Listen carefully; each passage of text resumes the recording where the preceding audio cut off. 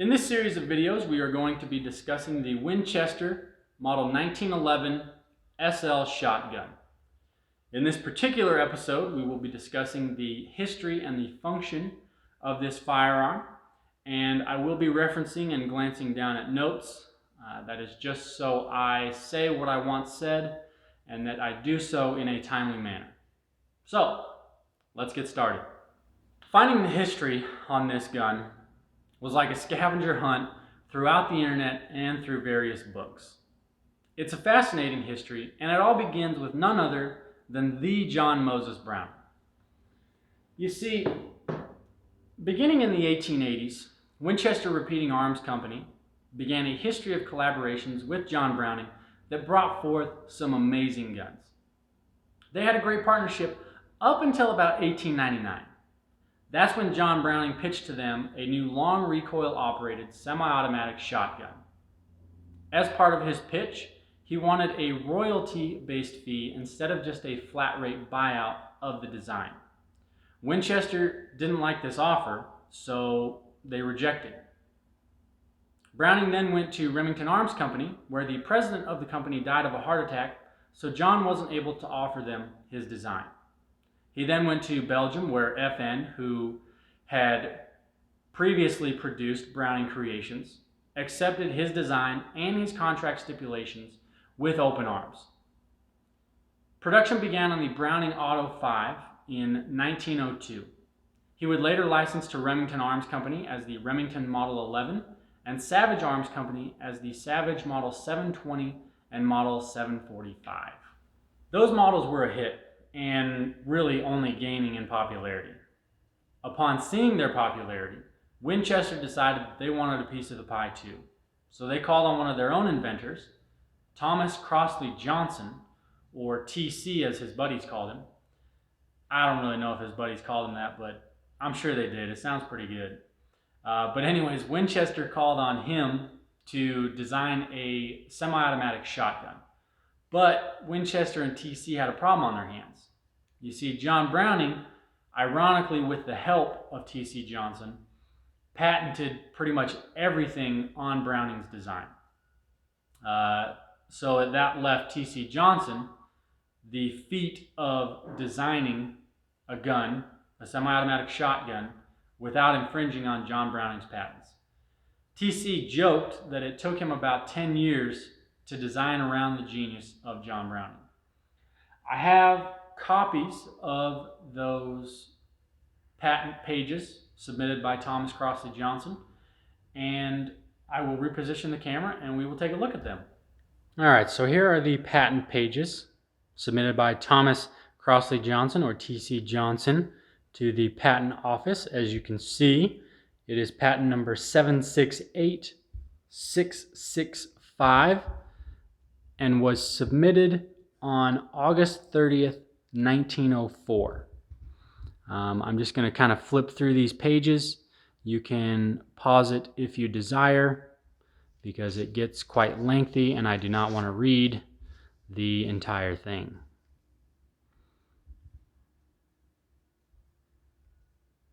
So there's that.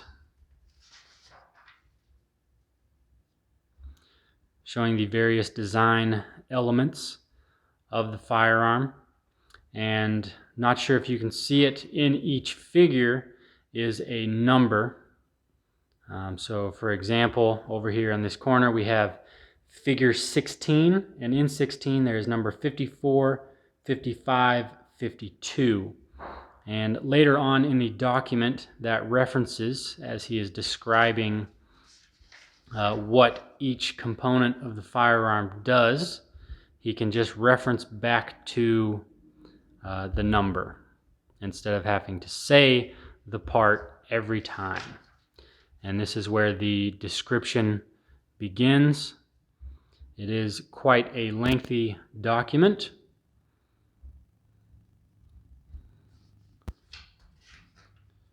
And like I said, I'm not going to stop too long on each one, but you can pause it as desired if you can even read that. Hopefully you can. It's not the best reading material, All it does is really just describe fit, form, and function of the various parts. But it may be helpful to someone who is researching out there for any information that they can find on this firearm.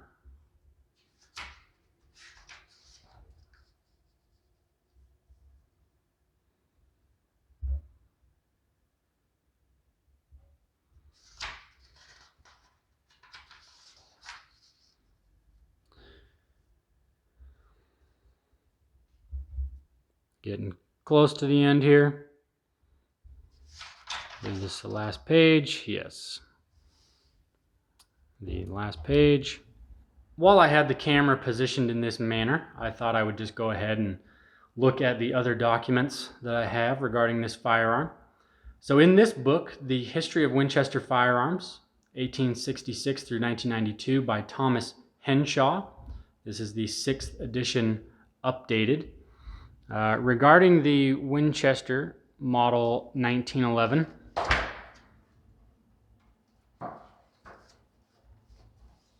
I will leave it here so you can pause it, get what information you desire on it. Just kind of has some general info, the specifications of the Model 11, special notes, and other historical references. There is one thing that I would like to point out in here. It says the new model was announced to the trade in the October 1911 catalog as the Winchester self-loading shotgun Model 1911. And as you can see by the title of this section, SL would reference the self-loading, meaning that it is a semi-automatic. It loads the subsequent round after each pull of the trigger. I have another document that we will move on to. All right, here's a document I found online quite some time ago, and I'm glad I downloaded it because I have yet to find it again when I search for it. So the title is Winchester Firearms Manufacturing Dates by Serial Number and Year, 1866 through the early 1990s. Kind of gives a history on why this document was produced, certain legends or folklore about why some records don't exist, and then what you can do with this history, where you could potentially find more history on your gun if they are not listed in this document. And later on in the document, you have the Winchester Model 1911 SL shotgun. And it says that records at the factory indicate the following serial numbers were assigned to guns at the end of the calendar year. So the way that I read that is, in 1911, serial number 1 through 3,819 were produced. And then in 1912, that would have been serial number 3,820 through 27,659, so on and so forth. And then at the end, it says that the Model 1911 was discontinued in 1925. However, guns were produced for 3 years after that date to clean up production and excess parts. When this practice ceased, there were approximately 82,774 guns produced. This is a reprint of the Winchester catalog number 77 that was printed in October 1911.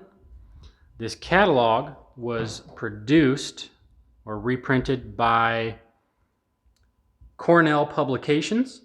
Their website is cornellpubs.com. That's www.cornellpubs.com. That's their stamp there. This would have been the back cover of the catalog. And for the Winchester 12-gauge self-loading shotgun, see page 121. Well, let's check that out.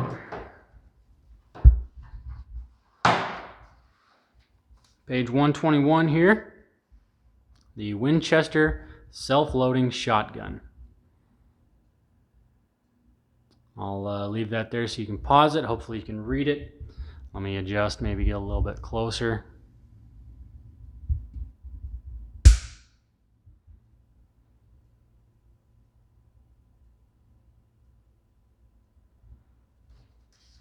Goes for a couple pages, tells various design features about the gun. And I'll keep it as still as possible so you can pause it as desired.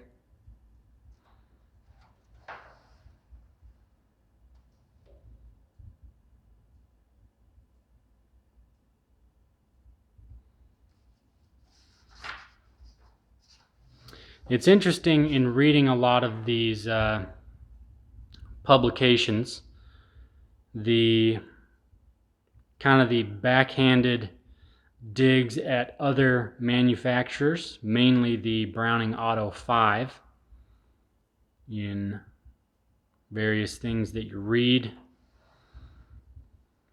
trying to just promote their gun. I mean, it's marketing has always been marketing. You say what's good about yours, you take whatever minor little fault of the other guy and you blow it out of proportion. Make sure you got that.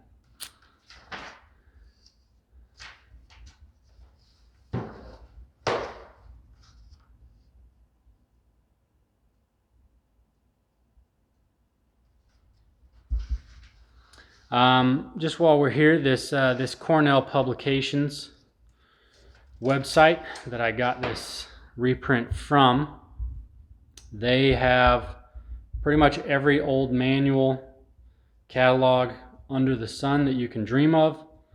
Highly recommended. This next piece here is actually an advertisement from Cosmopolitan magazine, of all places, from the October 1912 issue. It's of the Winchester Model 1911 shotgun, self-loading shotgun. This was digitized by Google. I found this on the Google Books portion of Google. And there's just kind of a funny little reference in here that I want to read. It says, it requires no readjustment for different loads. That is obviously a reference to the Browning Auto 5 with the friction ring setup, and how based on light loads or heavy loads you readjust the rings. And it says it works well with all loads. So it's just interesting to see that, and also to see where Cosmopolitan magazine used to be. I looked through a bunch of them from that era and saw that Cosmopolitan magazine actually used to be kind of worth something. This is a catalog that I came across from the W.M. Frankfurt Hardware Company in Milwaukee, Wisconsin. This is catalog number 5 that was dated at 1917. I also did a inflation calculator for prices so you can kind of get an idea of what these guns were costing, or if they were produced today, kind of what they would cost. So $40, nice. You're getting a nice shotgun at $866 today, all the way up to $80, which is roughly $1,700 today. You're looking at a really nice high-end shotgun. So if we go through this catalog, I included this page because this is the competition up there where it says auto-loading shotguns. That is a Remington Model 11, which was a Browning patent that Remington licensed. And you're going for about $46.50, $46.50, up to like a high end on this one right here. The tournament grade with a raised solid rib barrel is $88.50. And again, this is in the year 1917. The next page goes on to the self-loading shotguns, which is the Winchester Model 1911 SL. Your standard model is going for $42.35 up here. Your fancy finished is going for $64. Your trap grade down here is going for $80. And just for kicks and giggles, I wanted to throw these in here as well. A lot of your Colt 1908s, your 1903, and then down to your government model 1911 down here. That appears to be just the, that would be the straight model 1911. They hadn't got to the A1 yet. That was going for $37. So hopefully those documents will be of some benefit to you. They were a huge benefit to me in learning about this gun and taking it apart. More importantly, getting it back together. It's easy to take a gun apart. It's a little harder to get it back together sometimes, and those were a huge benefit to me to see the internals and to see how it all worked and everything like that. I want to take a second more and talk about T.C. Johnson of Winchester. I have no issues in calling Thomas Crossley Johnson a great firearms designer. Granted, the Winchester Model 1911 might not have been his best work, but he had some serious obstacles to overcome in designing that gun in the first place, namely John Browning's patents. It's quite a feat to develop a gun like that without infringing on the patents of a genius. He has an impressive resume. All you have to do is look up guns of T.C. Johnson, Thomas Crossley Johnson guns, whatever, and look at some of the guns that he produced and designed, namely semi-auto rifles designed with Winchester, the Model 1905, Model 1907, 1910. Granted, they're all kind of the same, roughly the same design, but great guns. He also evolved the design of the Winchester Model 1897, which is a great firearm designed by John Browning. He evolved that into the Model 1912, or aka the Model 12. And if you don't know what a Model 12 is, you haven't been around shotguns very long. I would put it up there as probably top 2 pump shotguns of all time. That and the Remington 870, I think, are a neck and neck comparison for me anyway. My favorite gun's Model 12. I just like them. So the Winchester Model 1911 SL shotgun here had a 14-year production run from 1911 through 1925 with roughly 82,774 produced, according to my sources.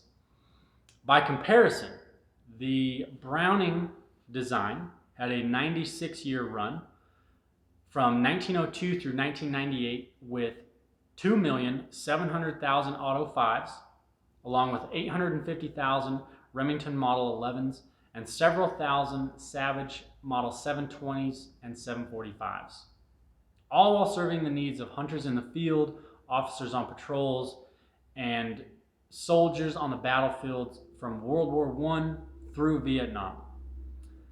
I'd be willing to bet if Winchester could have a do-over, this would be the one that they would do over. Yes, John Browning, that's a great shotgun and a great idea. We'll take it. I want to take a moment now to talk about all of the jokes, sayings, and monikers and what I consider to be the low-hanging fruit of information out there on this shotgun. I'm sure we can all say it together. This gun is known as the Widowmaker. That's right, the Widowmaker. Or the suicide gun, the head blaster, head basher, whatever you want to call it. Before I demonstrate how this gun gained such a notoriety, I want to briefly go over the 4 rules of gun safety and that were championed by Colonel Jeff Cooper and some commentary on those 4 rules. So, rule number 1, all guns are always loaded. The only exception to this rule occurs when one has a weapon in their hands and has personally unloaded it for checking. As soon as it leaves their hands, rule 1 resets. So if you check it, you set it down, you do the hokey pokey and you turn yourself around, you better check it again, because that's how the rule works. So, in order to proceed with rule number 2, I'm going to check this gun. Nothing in the chamber, nothing in the magazine, visual, physical, nothing in there. Close the bolt. It's kind of loud, but this gun is secure and it is not going to leave my hands. Rule number 2, do not point a gun at anything you're not prepared to destroy. This applies to a loaded gun. If you have personally checked it and it doesn't leave your possession, you may, while maintaining caution, point it at things that you would never point a loaded gun at. Here are some anecdotal examples. My camera. I have no desire whatsoever to destroy my camera. Yet, I have checked this gun. It has not left my hands. I am going to point my gun at my camera. Pretty intimidating view there. The old 12 gauge in your face. That's one anecdotal example. Another anecdotal example is gun shows. Look at any given time how many guns are pointed at you or in your direction. They've all been safety checked, and granted, a lot of them have devices or flags or whatever to make it so that it is impossible for that gun to go off or even be loaded for that matter. Any retail gun store where you say, hey, let me see that shotgun off the rack there. They get it down, the clerk checks it, they hand it to you. You should then check it again because it has entered your possession. And then after you check it, you proceed to point it at, if you're like me, you proceed to point it at other guns on the gun rack. Oh, look at that. Look at that $1,800 Benelli sitting there. Let me point this gun at it. You know? You have no desire to destroy that $1,800 Benelli sitting there, but you know, hopefully because you checked it, that this gun is unloaded. You know, you pointed at their mounts, you pointed at anything in the store that you would never point a gun at if you knew it was loaded. Another anecdotal example is while working on guns. Especially this gun, I have found out when you take it apart and put it back together. Obviously, you check the gun to make sure it's safe and clear. And oftentimes, you sweep your legs, you sweep your torso, get into position, you sweep your shoulder, something like that. I would never point a loaded gun at any part of my body. And it happens to point at me because I know that it's unloaded. It hasn't left my possession, all that jazz. Rule number 3, keep your finger off of the trigger, wherever you want, out of the trigger guard, just off of it, until your sights are on target and you are ready to fire. The vast majority of unintended firearm discharges are not accidents, they are negligence. Someone's finger was on the trigger when it should not have been. And rule number 4, be sure of your target and what is beyond. Don't shoot at shadows, don't shoot at sounds, don't shoot at movement or a suspected presence. Only shoot when you know what you are shooting at and what is beyond it. So now, I'm going to demonstrate with this gun. I'm going to reposition the camera and demonstrate how this gun, this particular model, gained the notoriety of Widowmaker or suicide gun.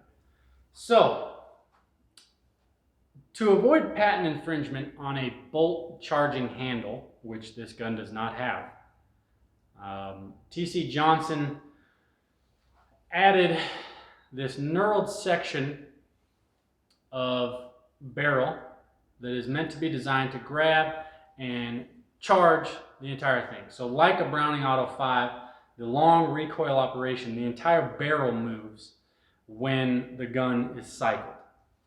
And to demonstrate this Widowmaker status, I'm going to be using, these are called Bees Dry Fire Snap Caps. These are not live ammunition. They are plastic in the primer. They are just filled with plastic. No risk of these going off at all. So to charge the gun, you're going to put your bolt locking button to the left of the gun. If you're holding it, you're going to pull down. Your bolt is going to lock open. Take a shell, in this case a snap cap, not live ammunition, pop it in there and release your bolt. Okay? You would then load your magazine. Again, snap caps. We'll do a common duck load, just one in the chamber, two in the magazine. So now this gun is loaded, ready to go. If it were live ammunition, safety is on, nothing. Safety is off, you could fire a round, like so. What would happen upon pulling the trigger? The entire mechanism would go back, shell ejects, barrel goes forward, shell ejects, bolt follows with a new round. Now let's say you're done hunting, right? You're done in the field, whatever, shooting. You want to unload your gun. As you saw when I chambered, it wasn't particularly difficult, but from what I've read, if it was cold, you had gloved hands, or due to paper shells, vintage paper shells, that would expand due to moisture in the chamber, it would become increasingly difficult to get a shell out of it. So what people would do, place the butt of the gun on the ground, push it down, right? Now as you can see, this presents a clear violation of rule number 2 in not pointing a gun, a loaded gun at that, at anything you're not willing to destroy. I'm not willing to destroy my chest, my neck, my face, and my head and kill myself, but this is what would happen. Now if I let go of the barrel to eject that shell, a live one, what would be a live one, would be chambered, like so. Alright, that shell ejected, a live one came in. If there was a malfunction with the gun, I have now just killed myself. If I happen to be married, that would explain the Widowmaker status. I guess the term suicide gun was relegated to all of these single guys out there. Now, I'm confident that this gun did not malfunction, that the firing pin and the trigger has not actuated, which it did not. In my disassembly of this gun, I noted that if there were an issue with the firing pin or the firing pin spring, it could cause a slam fire. So if the firing pin is stuck in the fired position, it would be sticking out of the bolt and would therefore, when it chambers around, would impact the primer of the round that just got chambered. If the firing pin spring was non-existent, the firing pin is loose in there, just like a person in a car. If you get in a car wreck, the person inside wants to keep going, keep moving forward. Likewise, when the bolt chambers around and stops abruptly, the firing pin inside wants to keep going and could impact the now chambered round. I've also read that if there were a significant malfunction with the trigger mechanism, meaning that certain things didn't connect and lock and block how they should, that would also explain the gun going off. So it would go off like so, or if you were doing it and pointing it at a buddy, the same thing could potentially happen. So I'll reposition the camera again and we will discuss a little further. Now, Jeff Cooper, who championed those 4 rules of gun safety, was born in 1920 when this Model 1911 still had 5 years left in its production run. Obviously, his rules wouldn't come out until long after that. But one has to think that with a few hundred years of firearm negligence having already happened, and learning that you shouldn't point a loaded gun at your body, how did enough people manage to kill or maim themselves that this is what this gun is known for? In my opinion, it was a combination of going viral for its time and the telephone game. It went viral with word of mouth, but with word of mouth comes the propensity to embellish a story. You know, hey, did you hear about that guy that killed himself with that Winchester self-loader? No, I didn't hear about that. And then he tells his buddy, hey, you hear about those guys that got killed with that Winchester self-loader? No, I didn't hear about that. And then he tells his buddy, hey man, there's been like 20, 30 guys that have killed themselves with those Winchester self-loaders.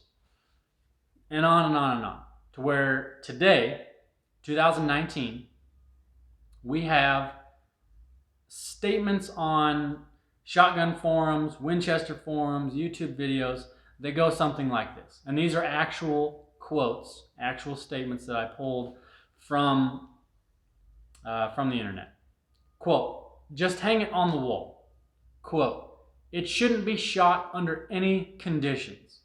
Quote, that gun will get you killed. In my opinion, this gun is not any more dangerous than any other gun. Granted that the 4 rules of gun safety are followed, the appropriate ammunition is used, and that the gun itself, its parts, or its materials are not degraded in such a fashion that would be unsafe. You know, if the same logic that calls this gun the Widowmaker was applied to handguns, handguns should be called kid killers. Because I guarantee that way more kids, unfortunately, very unfortunately, way more kids have died from a negligent discharge of a handgun than married men ever died from this gun. Guaranteed. So, moving on. A painful lesson on this gun was learned way back when. This is Shotguns by Keith, written by Elmer Keith, a great gun writer of the 20th century. He states, one day while testing shotguns at Ogden Arsenal, a peculiar and very painful accident happened to one of our helpers named Buck Lee. Lee and Mrs. Brockway were loading the various makes of guns and passing them to me from a truck while I did the test shooting, keeping them both busy. Buck was an ex-cowpoke from southern Utah. Just as I finished testing a gun and started to pass it back to them and reach for another gun to test, Lee in his slow southern drawl asked, Keith, when you get the time, will you please help me get this damn rat trap off my thumb? Looking around, we found that Buck had gotten his right thumb into the ejection port when he pressed the release, and the breech block, or bolt, had gone forward with a bang, driving the long extractor right through the thumbnail and nearly through his thumb as well, bone and all.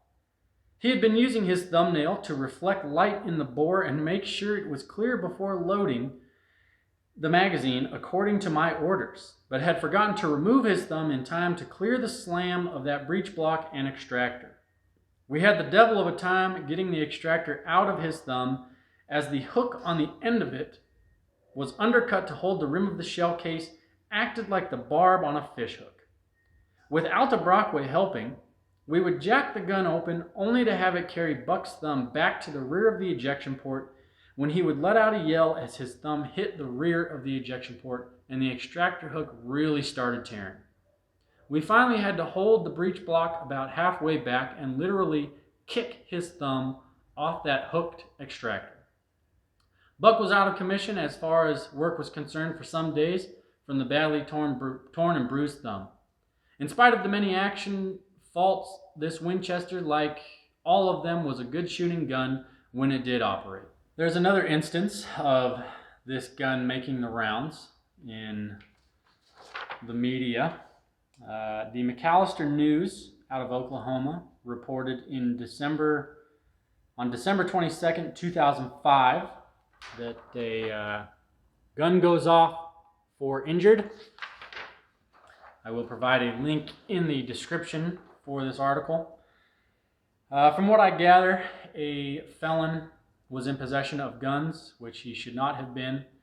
The sheriff's deputies confiscated them. They had cleared 3 of them, or they cleared the other guns when they were working on the Winchester 1911 when this happened. The Model 1911 SL requires the barrel to be moved to clear it. Deputies had already removed the magazine,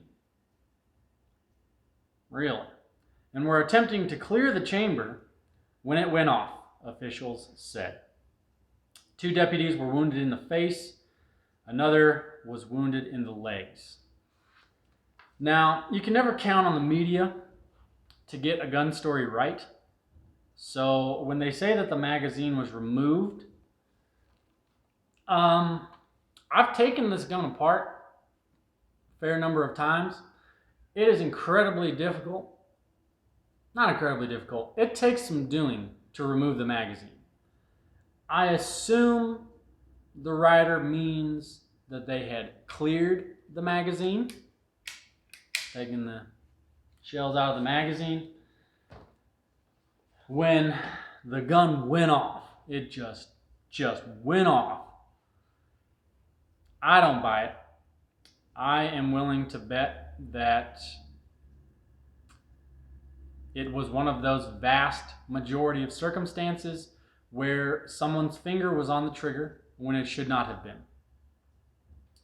And according to the article, it makes it sound like they were pushing the barrel into the ground to get things to actuate. And I assume a finger was on the trigger when they let go, came up. I don't know what happened. It just doesn't add up to me, my dealings with this gun. But what are you going to do? The only people that really know what happened are the people that were in that room. The Winchester Model 1911 SL shotgun is a very peculiar gun, to say the least.